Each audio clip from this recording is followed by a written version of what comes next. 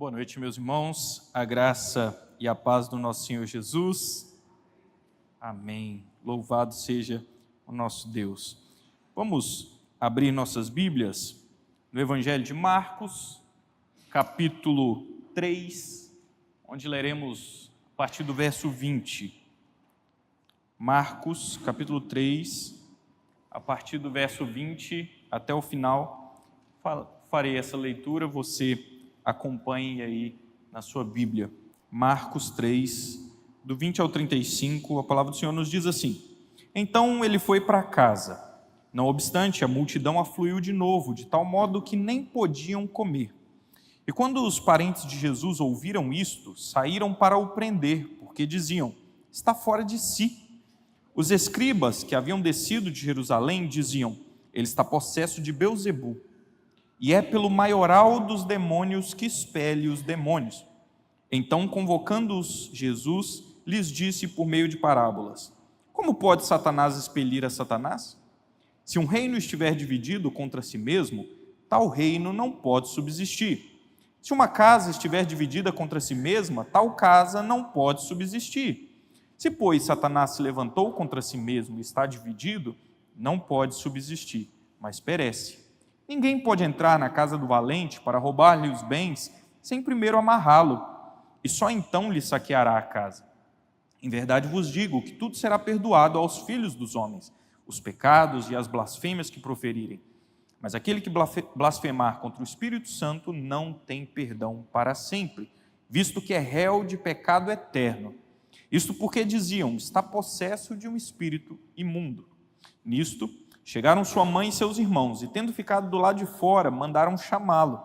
Muita gente estava assentada ao redor dele e lhes dissera: olha, tua mãe, teus irmãos e irmãs estão lá fora, à tua procura. Então ele lhes respondeu dizendo: quem é minha mãe e meus irmãos? E correndo o olhar pelos que estavam assentados ao redor, disse: eis minha mãe e meus irmãos. Portanto, qualquer que fizer a vontade de Deus, esse é meu irmão, irmã e mãe. Que o Senhor fale aos nossos corações por meio da sua palavra nesse momento. Queridos, C.S. Lewis, o escritor famoso das obras As Crônicas de Nárnia e tantas outras obras que ele escreveu a respeito de literatura, teologia, ele, quando da sua conversão à fé, começou a articular as suas ideias a respeito daquilo que ele acreditava, daquilo que ele cria.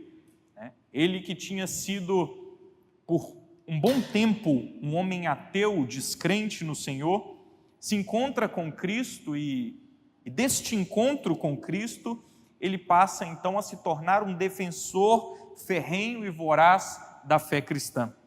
E ele escreve como um resumo da sua concepção de cristianismo, um livro chamado Cristianismo Puro e Simples. Lá no capítulo 3 da segunda parte desse livro, ele escreve sobre a alternativa chocante. E no finalzinho desse capítulo ele escreve as seguintes palavras que eu quero ler com você, preste atenção. Ele diz assim: quero evitar aqui que alguém diga a enorme tolice que muitos costumam dizer a respeito dele. Estou pronto para aceitar Jesus como um grande mestre de moral, mas não aceito sua reivindicação de ser Deus. Esse é o tipo de coisa que não se deve dizer. Um homem que fosse meramente um ser humano e dissesse o tipo de coisa que Jesus disse, não seria um grande mestre de moral. De duas uma: ou ele seria um lunático, de nível de alguém que afirmasse ser um ovo frito, ou então seria o diabo em pessoa. Faça a sua escolha. Ou esse homem era e é o Filho de Deus, ou então um louco, ou algo pior. Você pode descartá-lo como sendo um tolo, ou pode cuspir nele e matá-lo como a um demônio, ou então poderá cair de joelhos a seus pés e chamá-lo de Senhor e Deus. Mas não me venha com essa conversa mole de ele ter sido um grande mestre de moral, pois ele não nos deu essa alternativa e nem tinha essa pretensão. O que C.S. Lewis está dizendo em resumo é: Jesus só pode ser mentiroso, louco ou Deus, ou Senhor. Não tem um outro caminho. Porque se ele diz ser Deus e ele está falando a verdade, então ele é Senhor. Se ele está falando a mentira, ele pode estar falando a mentira de duas perspectivas. Ele está sendo um mentiroso sincero, ou seja, ele de fato acredita no que está dizendo e, portanto, é um louco, ou ele está falando uma mentira de forma intencional, portanto, um mentiroso, um mau caráter, um demônio. Só havia essas três alternativas com relação a Jesus. E olhando para esse texto que nós vamos chegar a uma conclusão similar àquilo que C.S. Lewis escreveu neste capítulo. Queria lembrar você do que nós já falamos aqui quando estudamos lá o capítulo 2 de Marcos, que William Hendrickson ele faz uma separação, ele chama o capítulo 1 do Evangelho de Marcos de o capítulo da glória. Por quê? Porque Jesus é apresentado para nós como o Cordeiro de Deus que tira o pecado do mundo. João Batista o apresenta aos seus seguidores. João o batiza, ele é levado pelo Espírito, ele vence a tentação no deserto. E é essa história que nós temos contada ali no capítulo 1 de Marcos, um Jesus glorioso, vitorioso, um Jesus que veio para triunfar. Só que aí chega o capítulo 2, e opositores começam a se levantar contra o ministério de Jesus. Escribas, fariseus, zelotes, os herodianos, gente de toda espécie começa a se levantar para fazer oposição a Jesus, e portanto Hendrickson chama esse capítulo 2 de o capítulo da oposição. Aqui, no capítulo 3, essa oposição continua, e ela vai continuar durante todo o Evangelho de Marcos, até o fim da vida de Jesus. Porque Jesus, ele começa a apontar, a expor a hipocrisia dos seus adversários. Jesus começa a apresentar diante do povo as incoerências, as inconsistências daquilo que aqueles homens ensinavam, e eles começam a se irar com isso. Jesus começa a tocar nas feridas, mas não apenas para curá-las. Jesus começa a tocar nas feridas para doer, para incomodar. E, portanto, isso levanta de todos os lados inimigos e opositores de Jesus. Jesus está aqui nesse texto numa encruzilhada. De um lado estão aqueles que achavam Jesus um louco. Do outro lado estão aqueles que consideravam Jesus um mentiroso, um perverso, um diabólico. E de outro estavam aqueles que consideravam Jesus o Senhor. Vamos então olhando por partes. O cenário aqui, ele é o mesmo lá do Evangelho de Marcos, capítulo 2, dos versos 1 a 12, onde nós vemos a história daqueles 4 amigos que levam o seu companheiro paralítico ao encontro de Jesus. A cena é muito similar. É Jesus voltando para casa e na sua casa uma multidão. É Jesus dentro do seu próprio lar ali na cidade de Cafarnaum e aquela casa lotada de gente. A diferença aqui é que dessa vez a multidão é tão grande, a demanda por Jesus é tão intensa, que o texto deixa claro para nós que ele não estava conseguindo encontrar tempo sequer para comer. O verso 20 diz: não obstante, a multidão afluiu de novo, de tal modo que nem podiam comer. Jesus estava ali em atividade, Jesus estava em plena atividade, pregando, curando os doentes, libertando os cativos do diabo. Jesus estava imparável, elétrico, fazendo o seu ministério. E ele já tinha nos mostrado, lá no capítulo 1 de Marcos, que ele podia ficar muitos dias sem comer.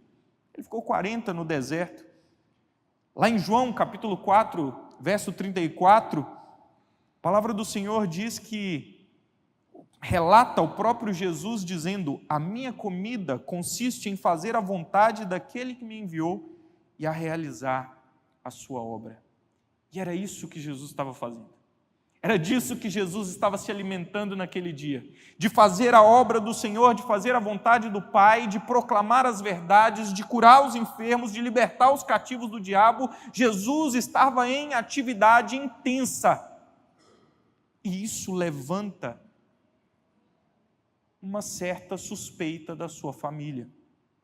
O texto diz que os parentes de Jesus acharam, quando ouviram isso, que Jesus estava enlouquecendo.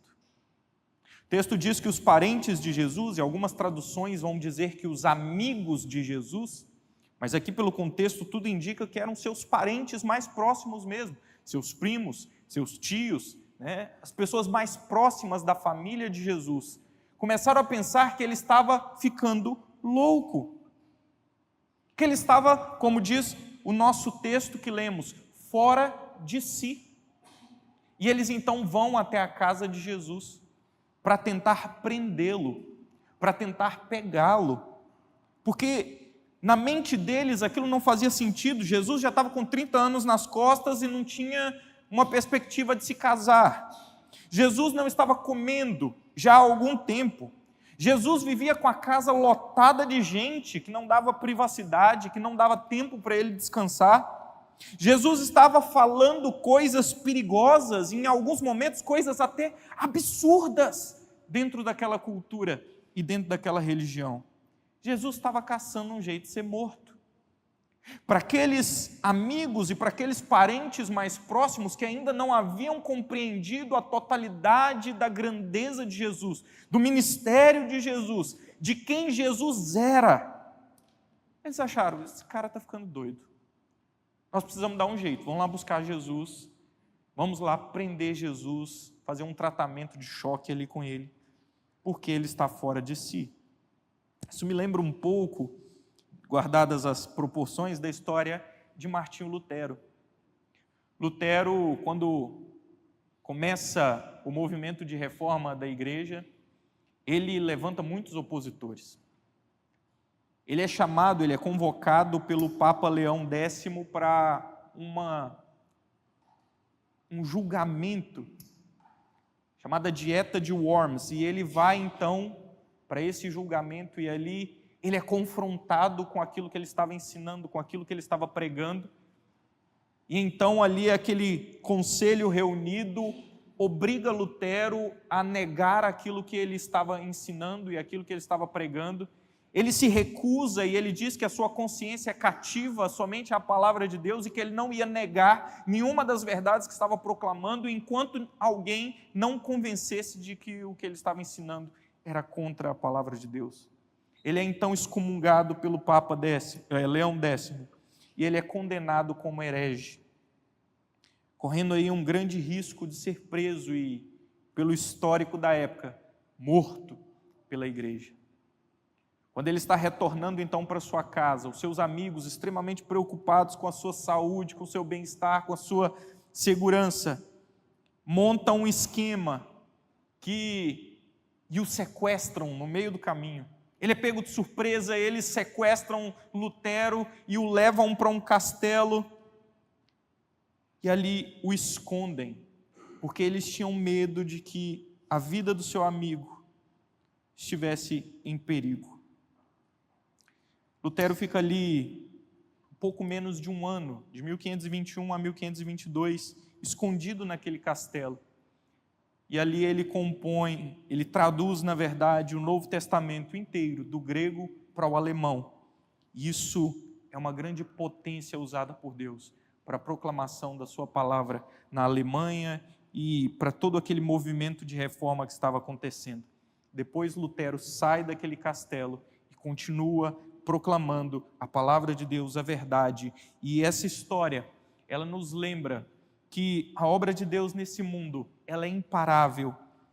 Todos os opositores que se levantarem contra a obra do Senhor vão perecer. Todos aqueles que se levantarem contra a igreja do Senhor, contra o projeto de Deus nesse mundo, vão fracassar, porque as portas do inferno não prevalecerão contra a igreja do Senhor. Jesus estava ali, na sua obra imparável, incansável, e seus parentes, seus amigos, talvez tivessem aqui o mesmo sentimento daqueles amigos de Lutero. Vamos esconder Jesus, vamos levar Jesus para um lugar, ele está se expondo demais, ele está falando muita coisa, ele não come, ele só quer saber de ficar pregando, vamos dar um jeito em Jesus. Jesus deve ter perdido a cabeça. É um louco. Mas havia um segundo grupo ali também presente, que era o grupo daqueles que consideravam Jesus um mentiroso, um mau caráter, um servo do diabo. O texto diz que os escribas que haviam descido de Jerusalém, está lá no verso 22, ou seja, não era um grupinho qualquer, era a elite teológica, era a elite religiosa do judaísmo. Eles vieram da capital, lá de Jerusalém, para aqui, a região da Galileia. Eles não apareceram ali da noite para o dia, eles foram enviados intencionalmente com o objetivo de investigar Jesus, de confrontar Jesus, de se oporem a Jesus e, por que não, de parar Jesus. O texto nos mostra escribas que haviam descido de Jerusalém.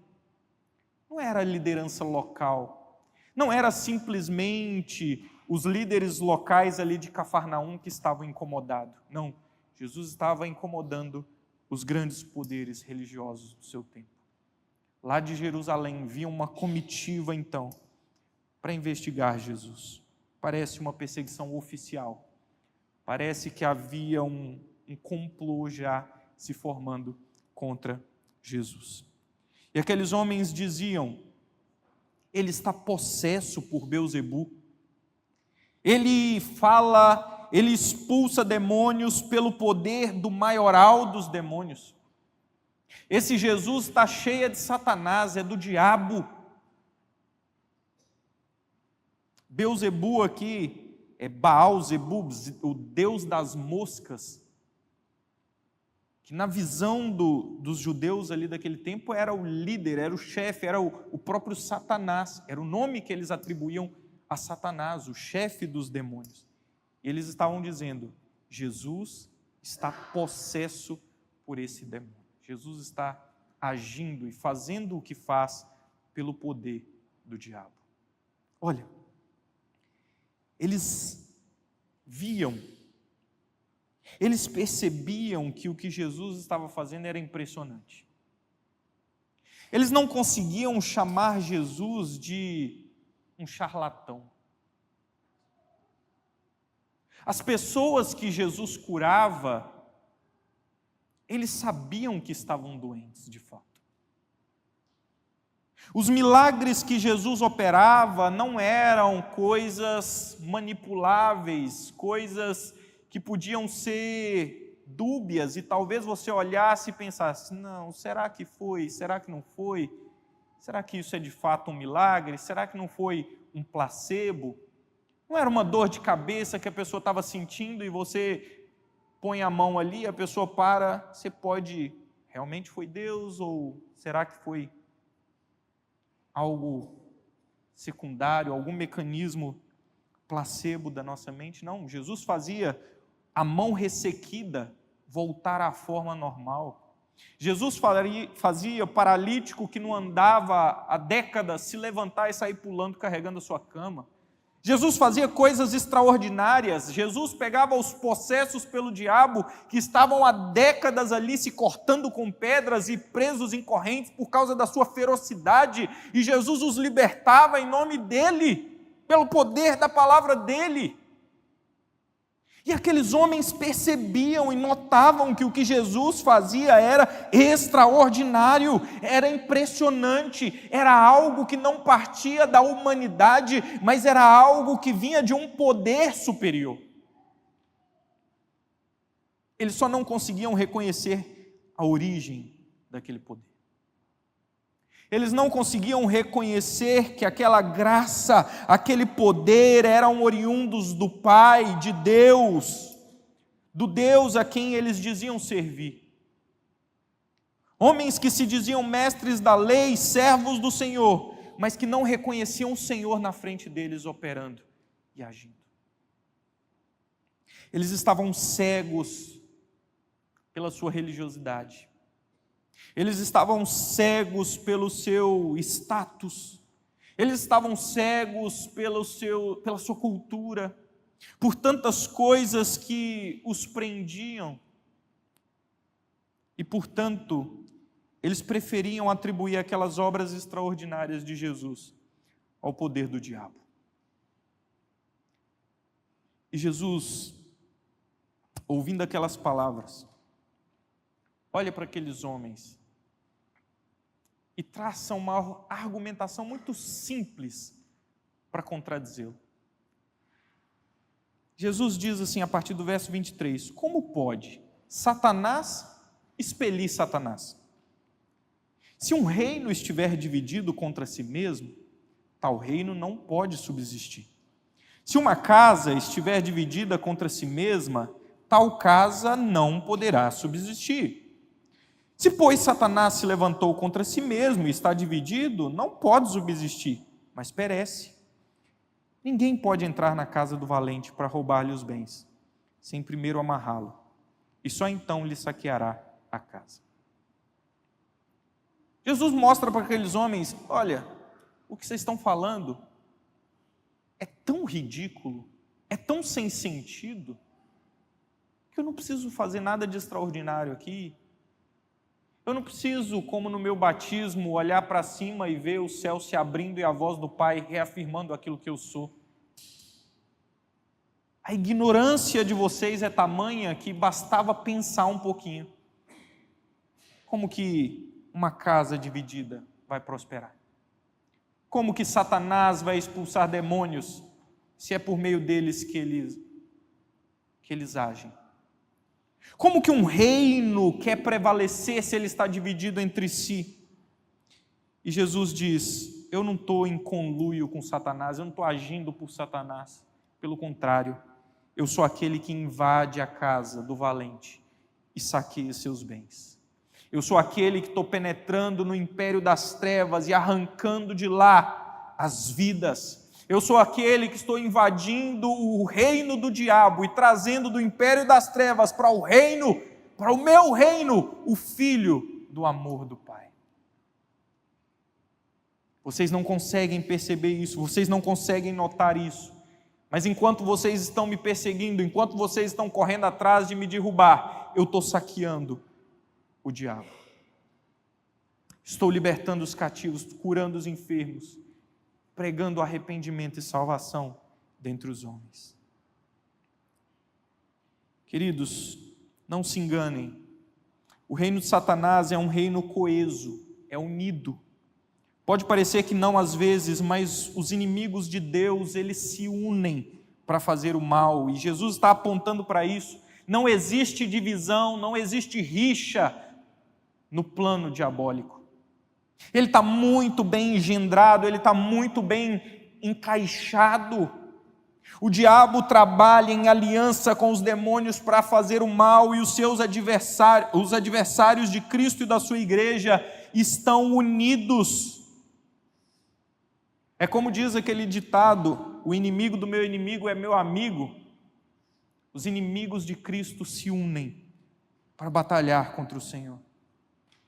Nós vemos isso na história de Jesus, quando os judeus e os seus dominadores romanos se unem numa aliança maldita para matar Jesus. Nós vemos isso no nosso mundo, quando os diversos pensamentos que destoam até mesmo entre si, mas que o tempo inteiro se unem para lutar contra o Senhor, contra a verdade do Senhor, contra a igreja do Senhor. O império das trevas está articulando contra o Senhor e contra o seu ungido, mas eles não vão prevalecer, porque o Senhor Jesus é imparável, o Senhor Jesus é intocável. Os homens o mataram, mas ele ressuscitou. A morte não o prendeu, não conseguiu capturá-lo, não conseguiu aprisioná-lo, seus inimigos, seus adversários não conseguiram pará-lo, e não é agora que eles irão conseguir. Nós olhamos para as Escrituras e nós vemos as palavras de Jesus, e nós vemos as palavras de Jesus se cumprindo dia após dia, e nós vemos a história caminhando para o fim determinado, que a palavra do Senhor nos mostra, onde o Senhor vencerá. E nós confiamos nessa verdade. Nós cremos que o nosso Deus está no domínio, no controle de todas as coisas. O Senhor está no domínio da história, e a história caminha nos trilhos para o destino, aonde todos os inimigos de Cristo serão destruídos. Todo o poder das trevas será abalado. E o Senhor reinará soberano, pleno para todo sempre. Além disso, mesmo não sendo a intenção imediata aqui de Jesus, ele nos deixa uma importante lição sobre unidade. Ao falar aqui que o reino dividido não prospera, que uma casa dividida não subsiste, Jesus nos aponta para a importância da unidade para todos os que querem ser bem-sucedidos em seus projetos. A importância da unidade nas famílias. Uma casa dividida não subsiste. Uma casa onde o pai caminha para um lado, a mãe caminha para o outro, filhos caminham para uma direção totalmente oposta, não prevalece. Precisa haver dentro dos nossos lares unidade de pensamento, unidade nos nossos planos, nos nossos sonhos, nos nossos desejos. Nós precisamos andar alinhados, fazendo a vontade do Senhor, caminhando no mesmo rumo, caminhando na mesma direção. Nós precisamos estar assim dentro dos nossos lares, porque a divisão provoca a ruína. Jesus não queria ensinar isso, não era o foco dele aqui. Mas até sem querer, Jesus nos traz grandes lições. Uma igreja dividida não subsiste, não prospera. Uma igreja onde uns membros pensam de uma maneira, outros pensam de outra, desejam coisas diferentes, sonham sonhos diferentes, têm compreensões diferentes da palavra do Senhor, não é uma igreja que vai subsistir. Nós podemos sim pensar de forma diversa, não é isso que eu estou falando, mas nós não podemos lutar para andar em caminhos opostos. Nós, como servos do Senhor, precisamos olhar para a direção que o Senhor tem dado e caminhar juntos, no mesmo passo, no mesmo ritmo, na mesma direção, fazendo as mesmas coisas, lutando em prol do mesmo objetivo, senão nós não vamos conseguir prosperar.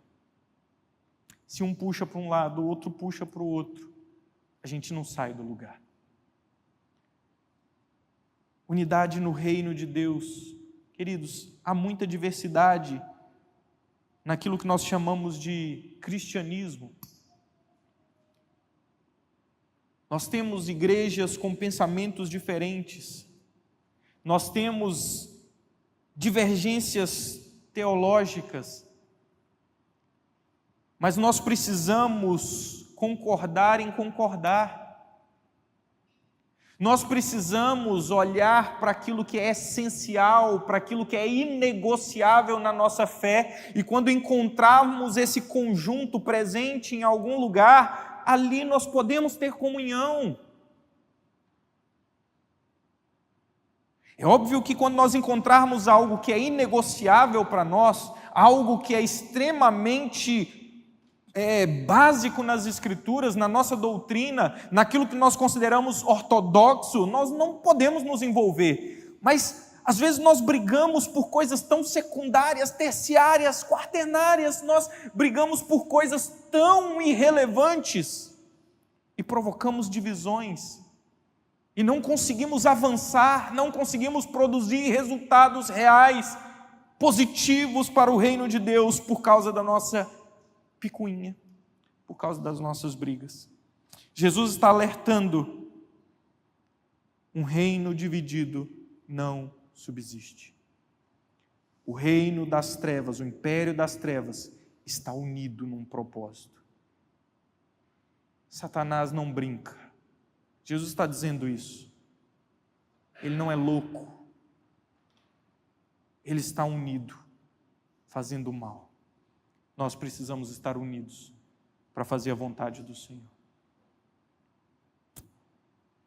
Depois disso, Jesus faz uma outra importante afirmação.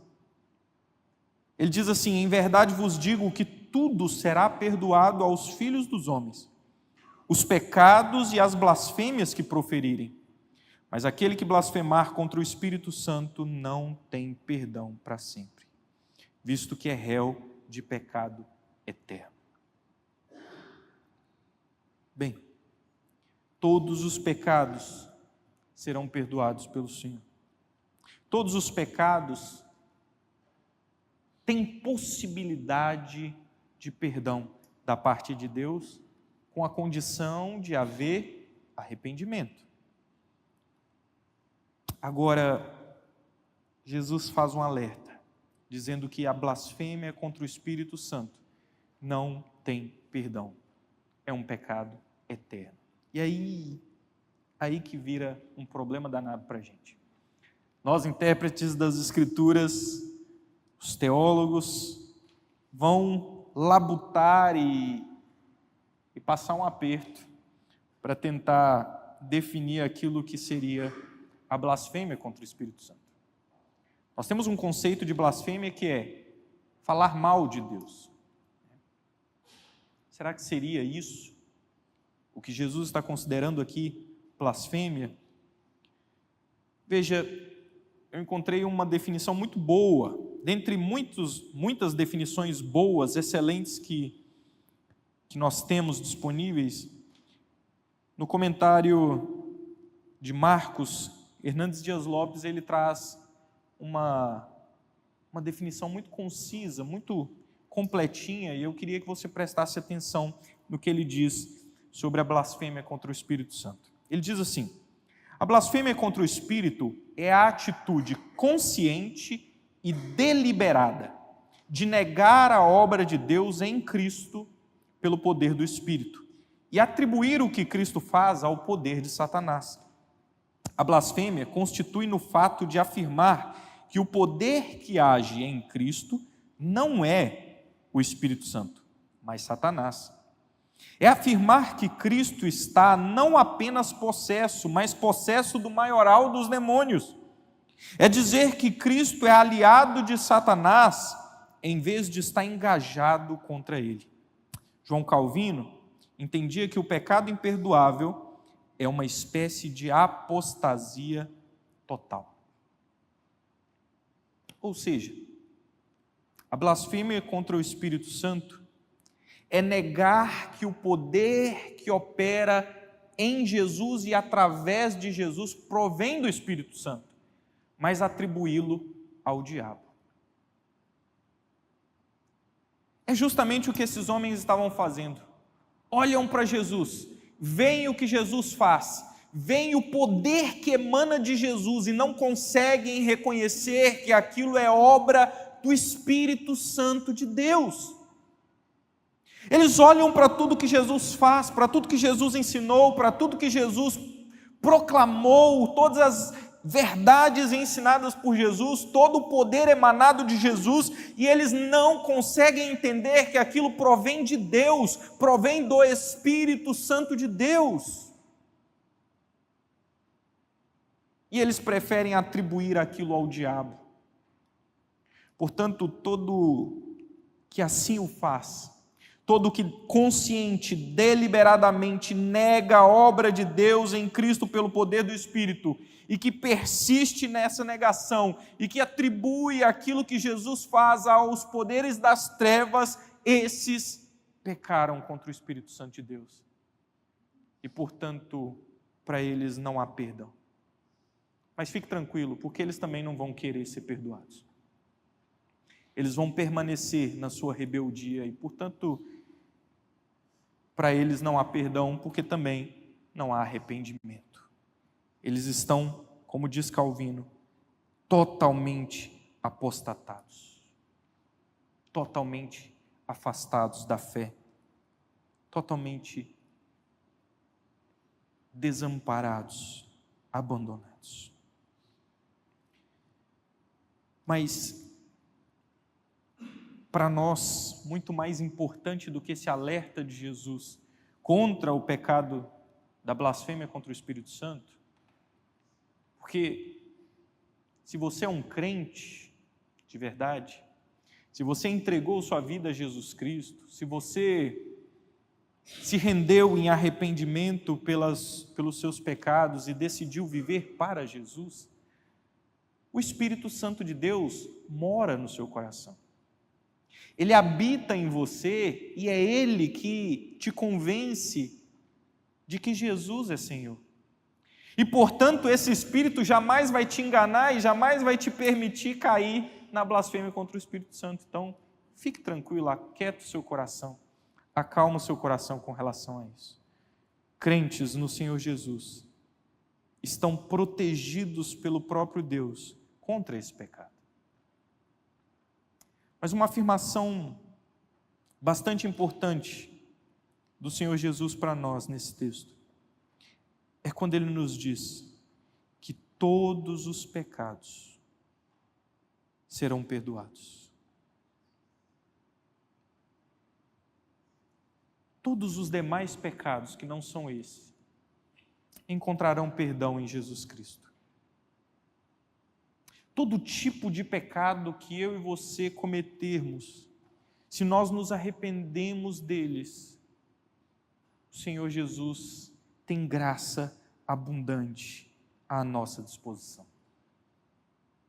Essa deve ser uma verdade consoladora para os nossos corações. Isso deve nos lançar em profundo sentimento de gratidão ao Senhor. Não há um pecador mais perverso nesse mundo que não possa ser alcançado pela graça de Jesus Cristo e ter a sua vida completamente transformada. Não há uma situação tão abominável cometida por alguém que não possa encontrar no Senhor perdão, se houver arrependimento. Se você estava aqui hoje pela manhã, você viu muitos testemunhos do pastor Osni no seu trabalho lá no Oriente Médio. E um dos testemunhos que ele disse foi quando foi visitar um ex-terrorista que matava cristãos, que matavam seus inimigos, e já havia matado tantos homens e tantas mulheres que já não lembrava nem a quantidade, não sabia mensurar quantas vidas ele tinha tirado. Era um homem extremamente dedicado ao islamismo, a ponto de já ter escrito 4 livros a respeito da fé islâmica, e um deles ser um grande best-seller entre membros dessa religião. Mas esse homem foi alcançado pela graça de Jesus. Esse homem teve a sua vida completamente transformada pelo Senhor, e de perseguidor de cristãos como Paulo, ele passa a ser um cristão perseguido. De um militante do islamismo que matava pessoas, agora ele põe a sua vida à disposição da morte por amor a Jesus. De um escritor de livros em prol do islamismo, ele queima os seus livros e ele passa a escrever a respeito de Jesus. E segundo o pastor Osni, ele já havia escrito 3 livros a respeito de Cristo. Queridos, não há nenhum perverso, não há nenhuma situação que não seja perdoável pelo Senhor. O sangue de Jesus tem esse poder. O sangue de Jesus não é fraquinho, não é um sangue ralo, não. O sangue de Jesus é precioso e poderoso para apagar a multidão dos nossos pecados. Se você se olha e não se enxerga como um grande homem e mulher perverso, talvez você precise se conhecer mais. Talvez você precise conhecer melhor a palavra do Senhor. Talvez você precise conhecer melhor o próprio Deus. Lá em Isaías capítulo 6, a Bíblia nos conta de um encontro que Isaías teve com o Senhor. E que diante daquela imagem da glória de Deus, os anjos, os serafins bradando, santo, santo, santo é o Senhor dos exércitos, a terra inteira está cheia da sua glória, e os batentes das portas se agitavam, e aquele lugar se enchia com o som daqueles cantos. Isaías cai prostrado diante do Senhor, dizendo: ai de mim, eu estou perdido. Eu sou um pecador e habito no meio de um povo pecador. Quando nós nos encontramos com o Senhor, nós percebemos que esses homens perversos do mundo não são só os terroristas, não são só os homicidas, não são só os drogados, não são só as prostitutas, não são só as pessoas que estão envolvidas em atos perversos aos nossos olhos, mas o pior dos pecadores aos nossos olhos tem que ser nós mesmos. Porque só você conhece o tanto de pecado que você comete. Muitos deles são explícitos e públicos, mas muitos deles são feitos no oculto, no escondido. Portanto, irmãos, eu estou te dando esse choque de realidade para te dizer: todos eles podem ser perdoados por Jesus. Os pecados que você comete no seu pensamento, os pecados que você comete nos seus atos, os pecados que você comete quando deixa de fazer o bem, sabendo que precisava fazer, os pecados que você comete contra os seus irmãos, contra a sua família, todo tipo de pecado encontra em Cristo perdão e graça. Você pode ter feito o que for, há perdão disponível para você. Você pode ter vivido a vida que viveu até hoje. Se você se entregar, se render a Jesus Cristo, se arrepender dos seus pecados verdadeiramente, seu passado se torna mais limpo, mais puro do que qualquer bela história. É esse o poder de Jesus. É isso que Jesus estava ensinando àqueles homens e eles não queriam compreender. E aí, então, nós entramos no terceiro grupo. Falamos do grupo dos loucos, dos que consideravam Jesus louco, daqueles que consideravam Jesus um mentiroso, um diabólico. Mas agora nós precisamos falar daqueles que consideravam Jesus Senhor. Verso 31 diz que nisso, no meio dessa confusão, chegaram sua mãe e seus irmãos, e tendo ficado do lado de fora, mandaram chamá-lo. Nós já vimos que os familiares de Jesus estavam considerando ele um louco. Os familiares de Jesus queriam protegê-lo, queriam guardá-lo, queriam tratá-lo. E em concordância com João capítulo 7, versículo 5, que diz que nem mesmo os irmãos de Jesus criam nele.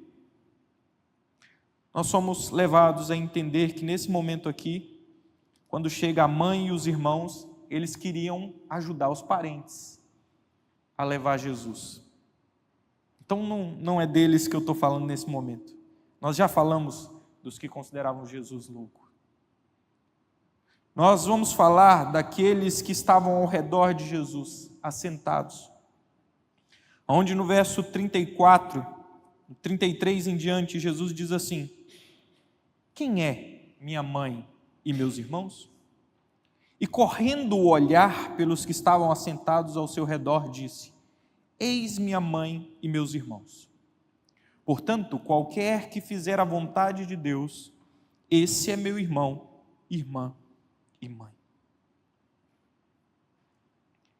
Jesus ouve falar: seus parentes, sua família está toda lá fora, eles estão te chamando, estão pedindo para o senhor ir lá. Ele fala: meus irmãos, minha mãe, minha família, são vocês que estão aqui, assentados, ouvindo a minha voz, sedentos por aquilo que eu tenho a dizer.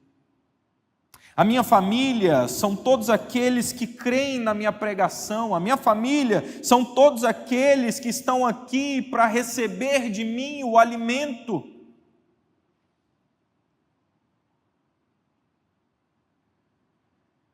Crer em Jesus como Senhor é tornar-se parte da família de Jesus. Quando perguntado quem é minha mãe e os meus irmãos, aqui estão a família de Jesus. Aqui estão aqueles que Jesus considera seu povo, sua gente. Aqui estamos nós que fomos alcançados pela graça de Jesus, que recebemos o Senhor como o único e suficiente Salvador das nossas vidas, nós que cremos em Jesus como nosso Senhor e que o obedecemos às suas palavras, nós somos a família de Jesus, nós somos o povo de Deus, nós somos aqueles que olhamos para Ele e não enxergamos um louco, não enxergamos um mentiroso, mas que enxergamos o autor da vida, o Senhor dos senhores, o Rei dos reis, aquele que detém todo o domínio, todo o poder, aquele que nos alcançou por sua graça, que nos amou e que nos fez seus.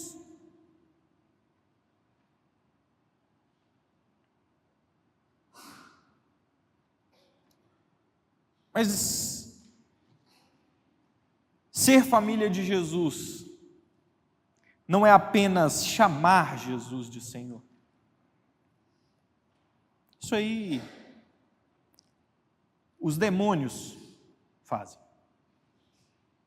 Isso aí aqueles escribas estavam acusando Jesus de estar pelo poder do diabo. Os próprios demônios já haviam chamado Jesus de Senhor. Porque eles reconhecem de onde é a origem do poder de Jesus. Eles reconhecem quem de fato Jesus era e é. Então não basta chamá-lo de Senhor. É preciso obedecer. No Evangelho de Lucas, capítulo 6, versículo 46, Jesus diz assim: por que me chamais Senhor, Senhor, e não fazeis o que vos mando? Nós somos família de Jesus, nós somos do grupo dos que o consideram Senhor, quando nós o reconhecemos e o obedecemos. Quando a nossa vida condiz com aquilo que Jesus ensina, com aquilo que Jesus fala. Quando Jesus diz faz, nós fazemos. Quando Jesus diz não faz, nós não fazemos. Quando Jesus diz avança, nós avançamos. Quando Jesus diz pare, nós paramos. Isso é crer em Jesus. É confiar em Jesus. É tê-lo como Senhor. É reconhecer a sua majestade. Portanto, a pergunta com a qual eu encerro nessa noite é: em qual desses grupos você está? No grupo do que olha para Jesus e fala, tadinho, é doido, falou umas coisas bonitas aí, mas apenas, tinha umas inspirações aí, mas nada mais do que isso. Ou você deliberadamente olha para Jesus e fala, tem jeito não, não acredito, mentiroso. Ou você está no grupo daqueles que o consideram um Senhor imparável, um Senhor que ninguém consegue conter, que ninguém consegue prender, um Senhor que a sua família não foi capaz de conter, um Senhor que os seus amigos não foram capazes de aprisioná-lo, um Senhor que o Império Romano não foi capaz de prendê-lo, um Senhor que a morte, a sepultura não foi capaz de segurá-lo. Um Senhor que subiu aos céus e de lá comanda e governa a sua igreja e que promete que voltará para buscá-la. É esse grupo, é desse grupo que nós precisamos ser. Daqueles que estão sentados, ouvindo as coisas acontecerem, mas no seu coração tem uma fé inabalável, que diz: Jesus não é isso que estão falando. Eu sei em quem eu tenho crido. Eu sei quem é esse Jesus. Eu estou vendo, eu percebo. O Espírito abriu os meus olhos. Eu sei quem de fato Jesus é. Eu conheço o seu poder, porque eu experimento ele na minha vida todos os dias. Eu sei quem Jesus é, porque Ele transformou a minha vida, Ele mudou o meu destino, Ele mudou a minha jornada. O Senhor me transformou por inteiro, de dentro para fora. Eu ando com Jesus, eu tenho intimidade com Jesus, eu conheço a palavra de Jesus, eu obedeço a palavra de Jesus, eu falo com Jesus, eu vivo para Jesus, a minha vida é de Jesus. É nesse grupo que nós precisamos estar. Amém? Vamos orar ao Senhor.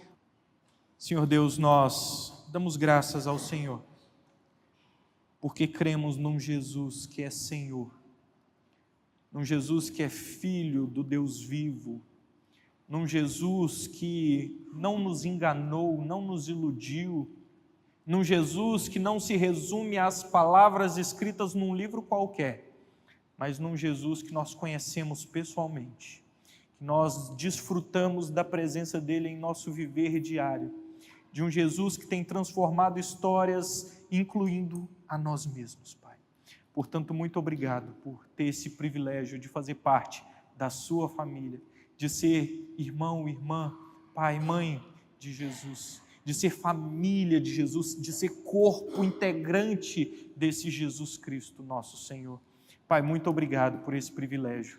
E nós oramos encarecidamente para que o Teu Espírito opere nos corações daqueles que ainda se veem pulando de um grupo para outro desse, Senhor, mas que não se definem como servos e filhos do Senhor Jesus. Tem misericórdia deles, Pai, que o Teu Espírito os alcance nessa noite com graça e os lance em arrependimento pelos seus pecados, porque como nós vimos da boca de Jesus, todos os pecados podem ser perdoados, Pai. Portanto, faça isso nessa noite, pela Tua graça e misericórdia e favor. É o nosso desejo, em nome de Jesus. Amém. Pai, clamamos que o grande amor do Senhor, a redenção, a misericórdia, o perdão dado, oferecido por Jesus Cristo, o Filho, e a presença consoladora, viva do Espírito Santo nos nossos corações, seja com Teu povo hoje e para sempre. Amém. Deus abençoe a todos.